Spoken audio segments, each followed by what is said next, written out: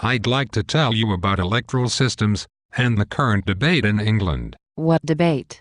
I have only heard vague appeals to emotion, poor and inaccurate attempts to explain the alternative vote system, and gross misrepresentations of fact. Exactly.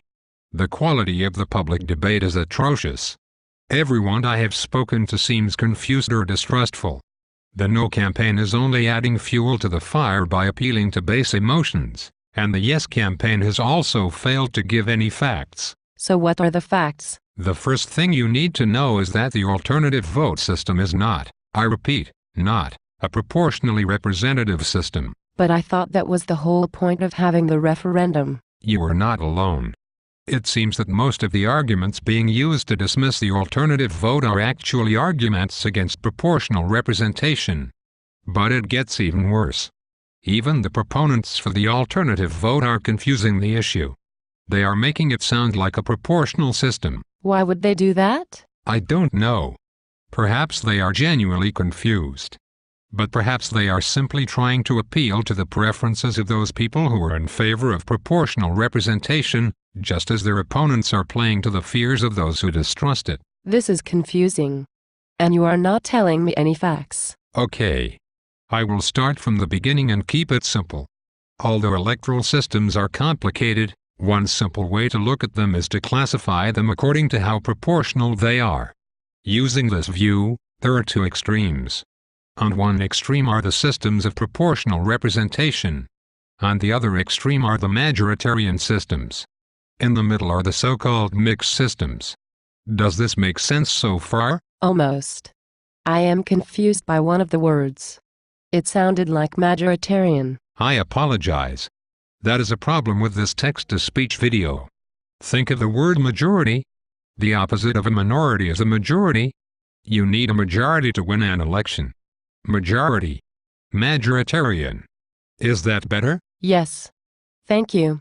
You were saying there were two extremes. Majoritarian and proportional, with mixed systems in the middle. That is correct. The alternative vote system, and the first-past-the-post system used in England, are both majoritarian systems. They are not proportional, and they are not mixed. Any debate about the pros and cons of proportional systems is irrelevant. That is a different discussion. But if both systems are majoritarian, what is the difference between them? Why is it important enough to have a referendum, and possibly to change our system, at great public expense? Do you remember how I said earlier that classifying electoral systems by their proportionality was only one way of looking at the subject? There are lots of other important aspects to consider. One of the most important aspects, for majoritarian systems, is the meaning of the word majority. Unfortunately, to go any further, I must risk repeating something that you have probably already heard. How would you describe a majority? When a person gets more votes than any other person, they have a majority. Okay, that is how most people think, and that is okay. But sometimes we have to be more specific. I already know what you are going to say. You think a majority is more than 50%. Yes, I do. But I do not expect you to adopt my terminology. Nor do I expect you to agree with me. I only ask that you allow me to discuss some ideas with you, using whatever words help me to convey the concepts. The terms I use are a matter of preference, but the concepts are important for this discussion. When we have finished talking, you can use whatever words you wish. Is that fair? Yes. Please continue. Thank you. And you were right. I think of a majority as being more than 50%. But that seems arbitrary. You are changing the meaning of the word to suit your purposes. Yes, in a sense, I am. But I am not trying to gain a cheap advantage. And I am not changing the word as much as you think. I am using a mathematical expression. The common use of the word is less accurate. I have to resort to the mathematical definition in order to make a distinction. I think it is important, and I will tell you why. But sometimes the best way to illustrate a point is to exaggerate. If you will permit me. Imagine there were 99 candidates in an election. One of those candidates got 2% of the vote. Every other candidate got 1%. Would you still say that 2% was a majority? Would you be happy? if 2% won a seat in Parliament? I am not sure. 2% is very low. But that is not a realistic scenario. I agree, it is not very realistic. But it does illustrate my point. If simply getting more votes than any other candidate gives you a majority, even if you only have 2%, then a majority is not good enough. Can't we agree on that? Yes. 2% is not good enough. Okay. There is another word that describes that very small margin between 2% and 1%. Plurality. When a candidate gets more votes than any other candidate, we say that he has a plurality. A plurality? I apologize. Once again, I am not pronouncing the word correctly. When hippopotamus is the singular, hippopotami is the plural. Plural, meaning more than one. In the context of elections, we use plural to denote a candidate getting more votes than anyone else. And, because academics like to use complicated words, we add some extra letters. We add I, T, and Y. Plural, thus becomes plurality. In the earlier example, 2% did win a plurality, but it was not a majority of more than 50%. Is that clear now? A little. But the example you used was not realistic. I would even say that it was far-fetched. And your distinction seems pedantic. Okay, I will give you a real-world example. In 1992, a member of parliament managed to keep his seat with only 26% of the vote. How is that possible? Were the 99 candidates and a bottle of rum? No. There were only 4 candidates. One for each of the 4 main parties in his constituency. Labour, Conservative, Liberal Democrats, and the Scottish National Party. I do not know if there was any alcohol. Let me guess, he was the Conservative? No. He was the Liberal Democrat. Wait, I am confused.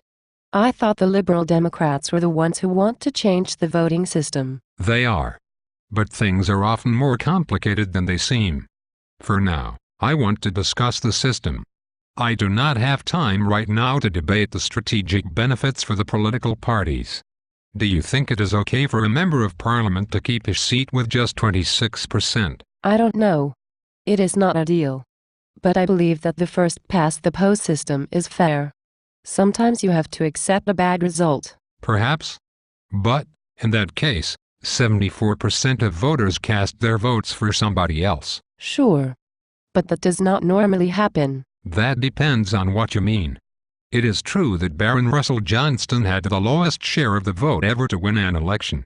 But members of parliament are elected all of the time with around 40 or 45% of the vote. Sometimes less. All right. I concede the point. Okay, I will quickly finish up with our current topic. Earlier, I said that first past the post and the alternative vote were both majoritarian systems.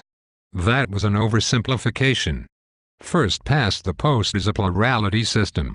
But plural and major, plurality and majority, are two sides of the same coin.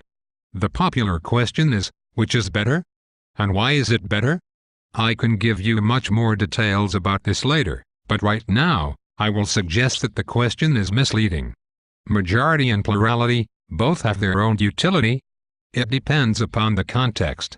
But, in our parliamentary elections, I strongly believe that the alternative vote is better than the first past the post. Why do many people in England prefer the current system?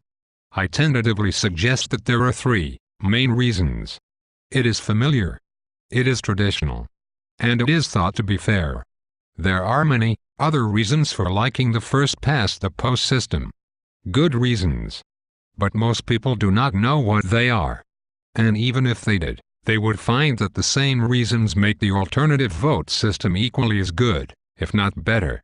They are reasons for preferring majoritarian systems over proportional ones. But I still don't know enough about the alternative vote. You have only pointed out a flaw in the current system. Perhaps you have fallen into the same trap as the Yes campaign. You are right. So far I have followed the framing of the public debate. In the next video, I promise, I will talk about the other ways that the alternative vote is better. I will not waste time explaining how preferences are listed.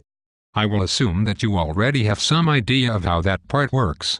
Instead, I will describe how the choice of an electoral system is much more important than most people realize, and how it influences our whole democracy, from the structure of political parties, and the control that parties have over their members of parliament, to the political culture of the whole society. From voter choice, and tactical voting, through to the outcomes of policy, both good and bad. I will describe how the stability of government is affected, and I will dispel the myth that extremist parties will win under the alternative vote. Okay, I will see you in the next video.